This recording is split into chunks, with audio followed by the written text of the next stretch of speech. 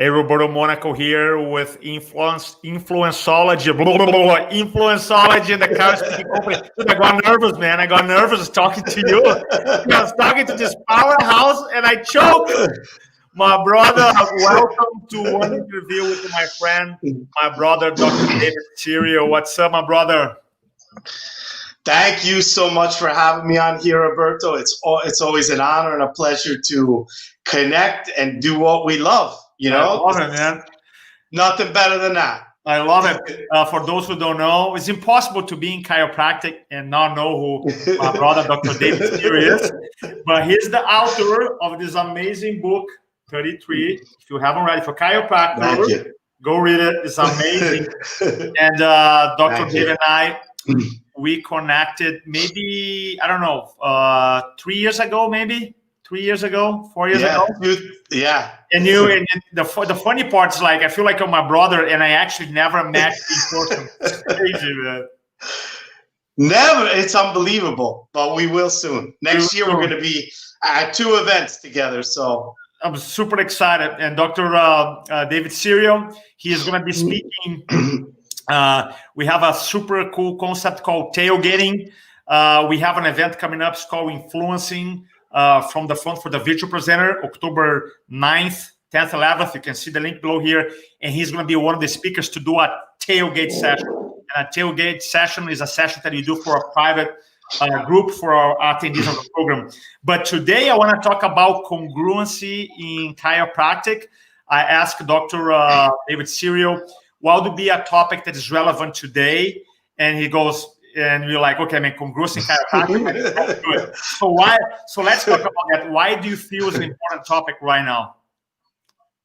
Roberto, so I asked you once, what is the biggest error that communicators make when they try to speak their message? And you said incongruency. Incongruency in who they are, who their message is. And I also feel the same for chiropractic.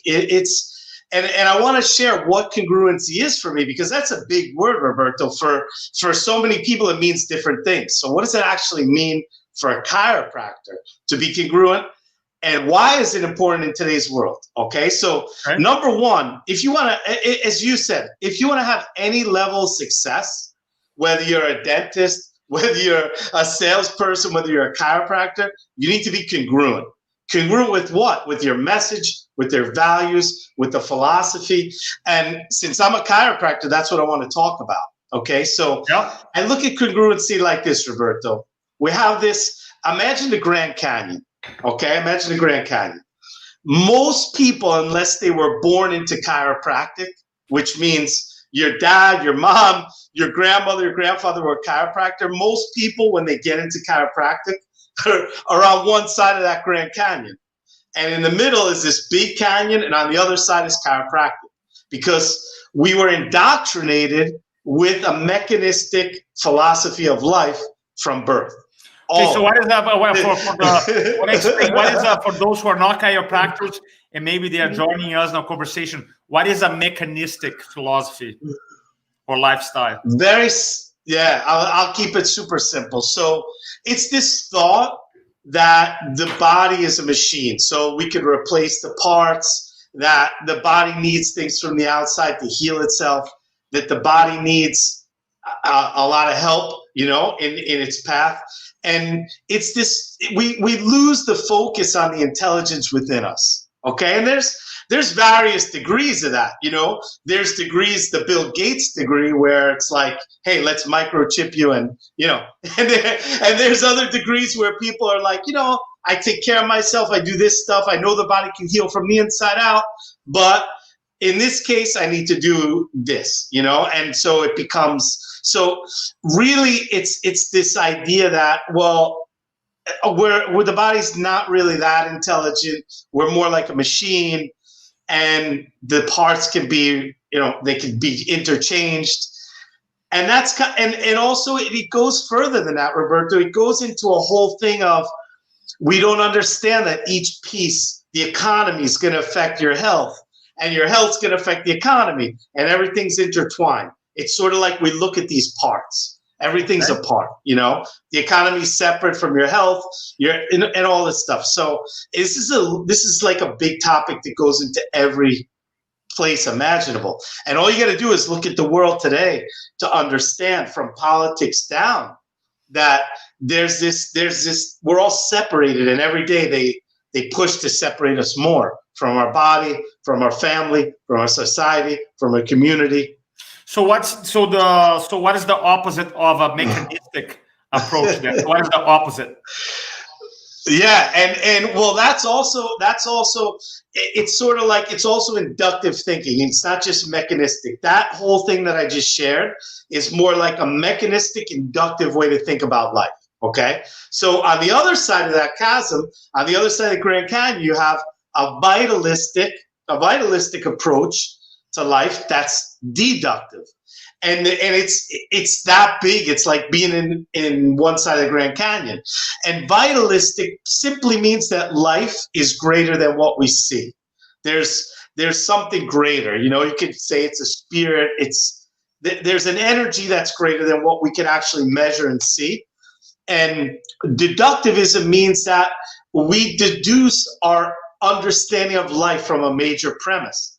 And in chiropractic, we say that the universe is intelligent, and that intelligent is what maintains and organizes everything in action. And so here's this thing. Most of us are indoctrinated since birth in this mechanistic, inductive view of life. And then all of a sudden we go to chiropractic school and we're like, hold on, it's something else than I thought. Like, I'll give you some examples, Roberto. Okay. Us growing up, hey, you got to get your tonsils taken out. No problem. They don't do anything. And so, okay, let's just get our tonsils taken out. They don't do anything. And maybe, it's at the end of the day, it's not about doing that procedure or not. It's about having a rational, logical way to think to make that decision. Do I do this or not? So what do you feel the incongruency comes from? Because you and I discussed before, there are incongruencies. By the way, there are incongruencies in any profession. I'll be super clear. You know what I mean? Not only in chiropractic. Mm-hmm. I work with 40 different industries. So personally, I found out there's a lot of incongruence. I know of relationship coaches, for example, who have not a relationship in the last 10 years. I mean, literally. And I know them personally. And they talk about it, I'm like, maybe we should change the topic. So it's not like we're pointing fingers or anything like that, because every industry has. But so what do you feel, what stop or what causes, quote unquote, some chiropractors to be incongruent or not living or not become more congruent with the message? Okay, so you bring up a good point. The first point, I think, Roberto, is it's about closing the gap. It's about getting closer from one side of the Grand Canyon to the other. It's not about perfection, because we can always go deeper in our alignment with congruency. So the first thing is understanding that's a process, and we always need to work towards closing the gap. Not only with the philosophy of our profession, but our highest values and what we're promoting have to be in alignment as well. Okay. And so I think there's three things to what the question you asked, Roberto. Number one, to understand that it is a process to align not only with the philosophy of your profession, but with your highest values. And my whole thing with chiropractors is, look, as long as you're moving forward in the process and trying to close the gap, your results will be better and better. But as the gap widens, your results won't be better. They'll be worse and worse. And it's not even about making money, Roberto, because you could tell me, hey, I know this chiro that's totally incongruent and makes a ton of money. No, it's about total alignment of your impact in society. Okay, so can you give me an example? Can you give an example? Let's talk about point number one here. I want to be super concrete and be able to illustrate. Yeah. Can you give an example of, I know we have Vida Chiropractic and you help other chiropractors.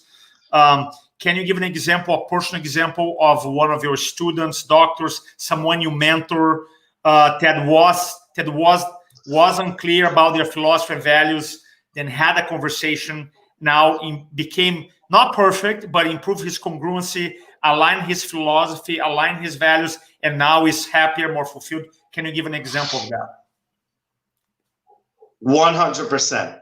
100%. So in my group, a lot of the chiropractors that work in our tribe, in our Vida Chiropractic group, came from schools where they were on the side of the Grand Canyon that was mechanistic and inductive thinking, even within chiropractic. So it's like schizophrenia, but they didn't know that. So they go to this school thinking that's chiropractic, but inside of them, they felt like this doesn't align with my highest values, but I don't know what else is out there. So then they start hearing the principles of chiropractic, and immediately it resonates with them. And that's the first thing. It's got to resonate here.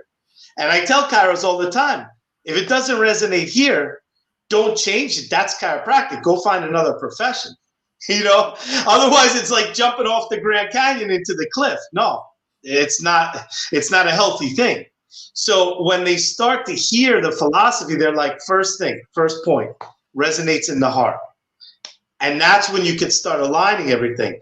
So little by little, as they dig into the philosophy, they start to, their thinking starts to switch in terms of like this. Okay, chiropractic, for example, isn't about just going when I have a neck pain. No, I need to do this all the time. Like a practice, just like if you were to practice meditation every day. I need to practice chiropractic or receive chiropractic on a weekly basis, be checked.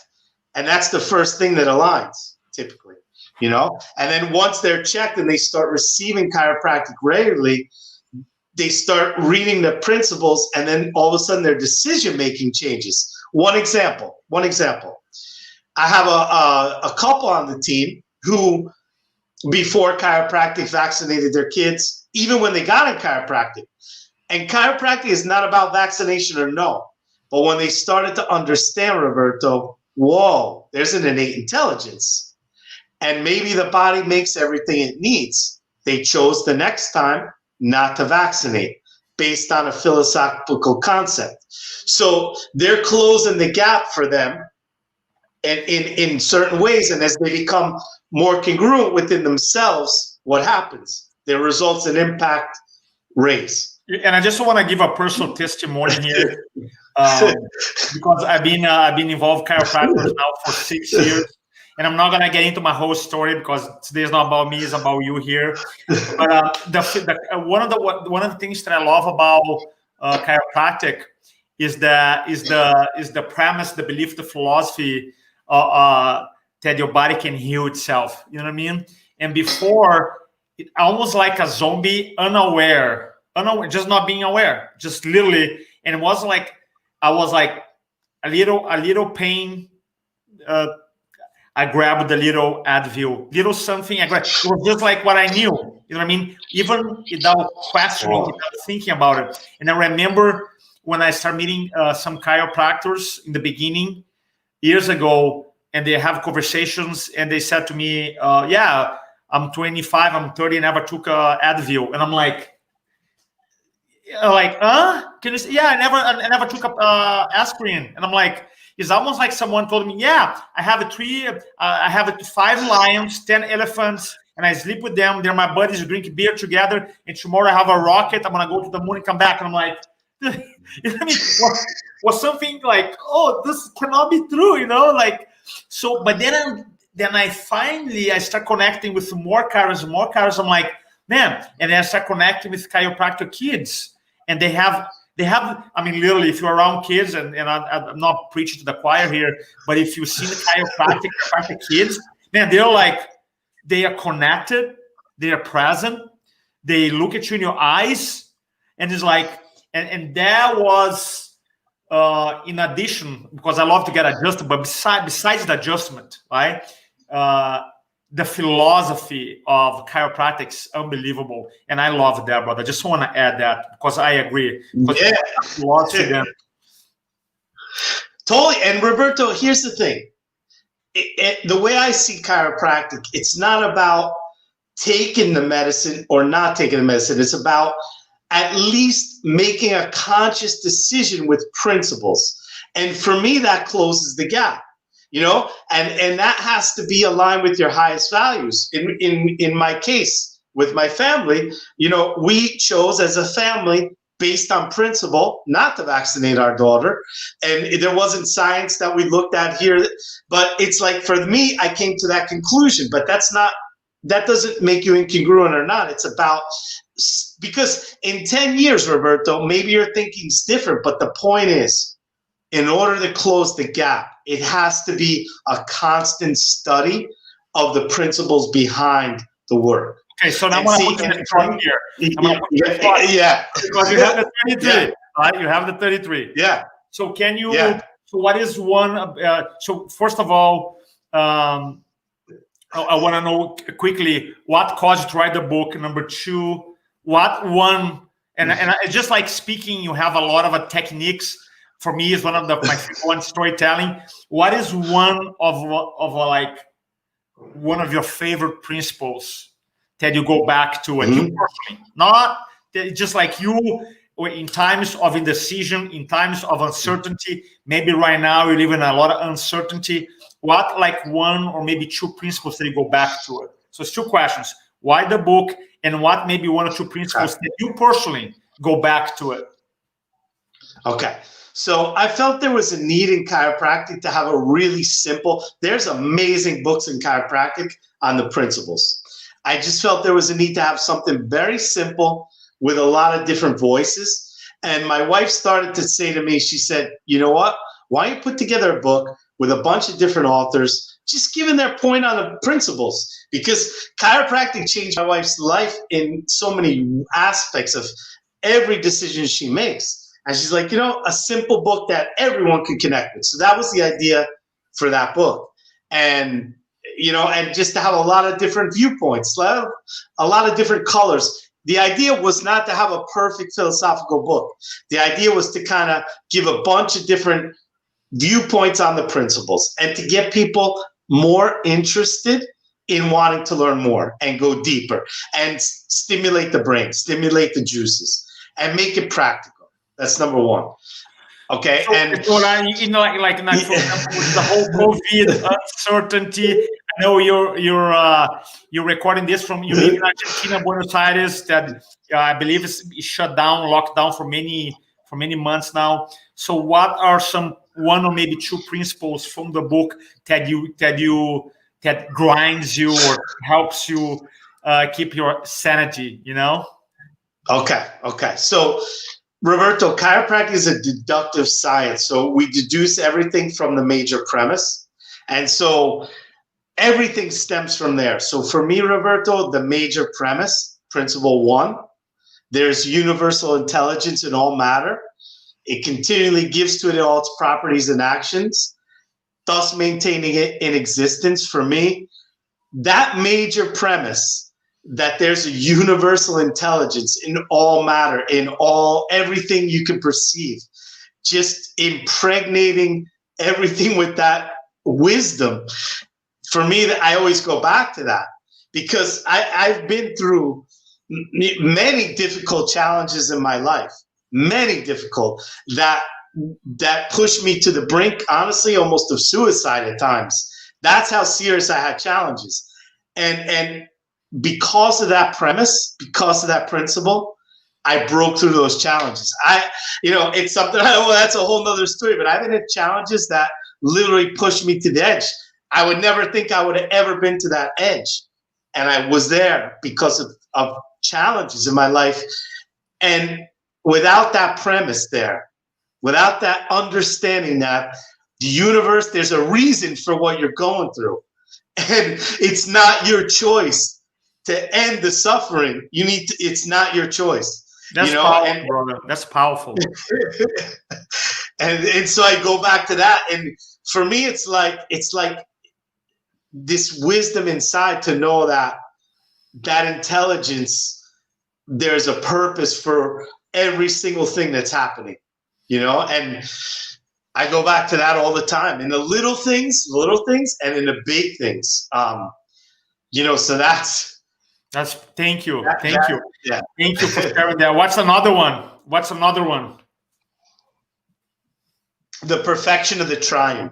The perfection of the triune talks about, so there's the triune of life is one of the principles, and it talks about that our life, Roberto, has intelligence, force or energy, and the material matter.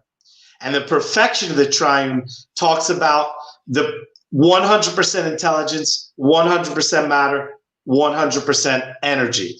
And the only piece of that that could be less than 100% is your material body. So, you know, I want to share something because I'm writing a couple other books now, but one of the things I was starting to understand with Einstein in his work, he was saying that really the matter and the energy are one thing. And now we're starting to understand in quantum physics that the matter, the energy, and the intelligence, or you can't really separate. But we separate them to study chiropractic. But I want to make this simple for the layperson here. You, me, we are pure energy. We're pure intelligence. And energy is infinite. It's infinite. So the possibilities within us to heal, the possibilities within us to break through any situation, and I live that, the possibilities for us to thrive on a level that we can't even imagine educatedly lie within us because we are pure energy, we're pure intelligence, and we're material matter, but it's really fused into one. And we really can understand from that principle that there's no limits, that there's really no limits. We talk about in another principle, there's limitations of matter. Of course, you're not going to go jump in a pool of poison, right? But on a conscious level, we can do so much more and achieve more and than we ever can imagine on an educated level because of the triune, the perfection of the triune, intelligence, force, and matter. I love that. It reminds me of a little bit different concept, but Bob Proctor. And when I got into self-development before I started working with the Anthony Robbins companies in 2002, I was listening to lots of development, and I was listening to Bob Proctor as a speaker, and he asked this question: when was the first time that it was possible for the man to go to the moon? And I'm like, well, 1969. And right? And then I'm like, no, wrong answer. And I'm like, I literally stopped there, and I'm like, I don't understand this. And I'm like, well, the way to go was always there. We just put the resources together. You focus the energy, the intelligence, you took action, then you're able to go. But how to go there has been there for 100 years. And what's crazy to think about it, once I learned, once that clicked on me, I'm like, So, and you know, like right before our interview today, I was talking to one speaker who was a very successful speaker, and he does a lot of events. And I was telling him that I'm doing our 3-day public speaking class online now. That you're going to be joining us the front. Can't wait. And I asked him, "Have you done your class online?" He goes, "No, I prefer live in person." And I knew he's a big Tony Robbins fan. And he'll say, "Are you aware that Tony just did a UPW with 22,000 people for 4 days, 12-hour day?" He goes, "No way." So now I know him, and probably 2-3 months is gonna be doing, right? Because he didn't know what's possible then, and then we have this conversation. Then now, like, it is possible, you know. So that's why, and when it comes to virtually, I love the fact that, man, you're in Buenos Aires. You have a beautiful house there in Buenos Aires, Argentina. I'm here in Mount Pleasant. We're chatting, connecting. There's people watching, and I love this. I mean, literally, it's open up our thinking. You know, open up. When my first virtual event, I'm talking about not presentation or webinar or video. I'm talking about like long format presentation, was like 3 months ago.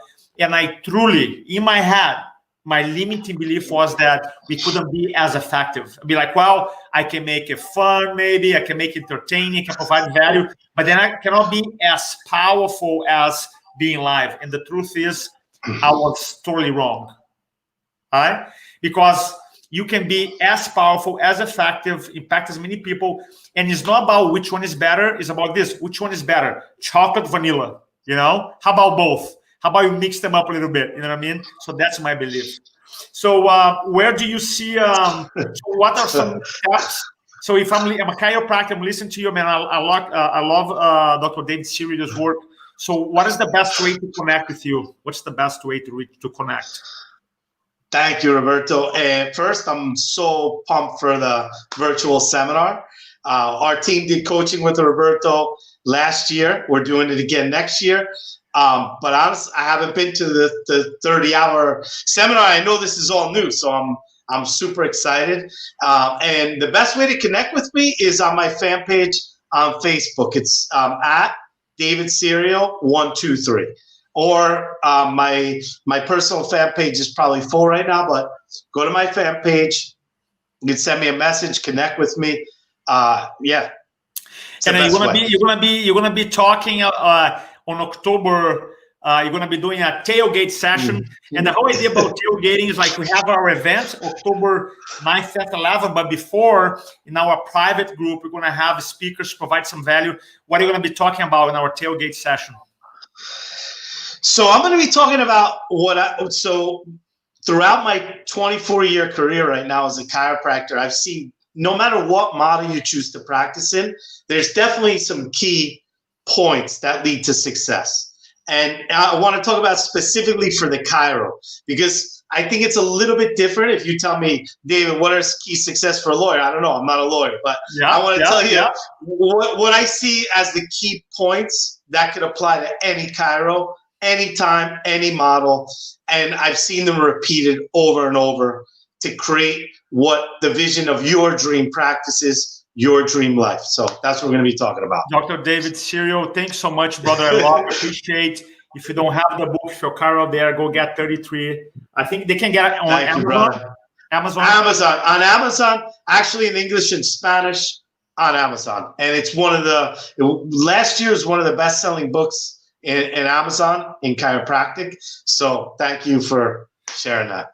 I love that. Brother, I love you. Can't wait to hang out. Love you too, brother. October 9th at 11 in your tailgate session. Thank you so much. Thank you, brother.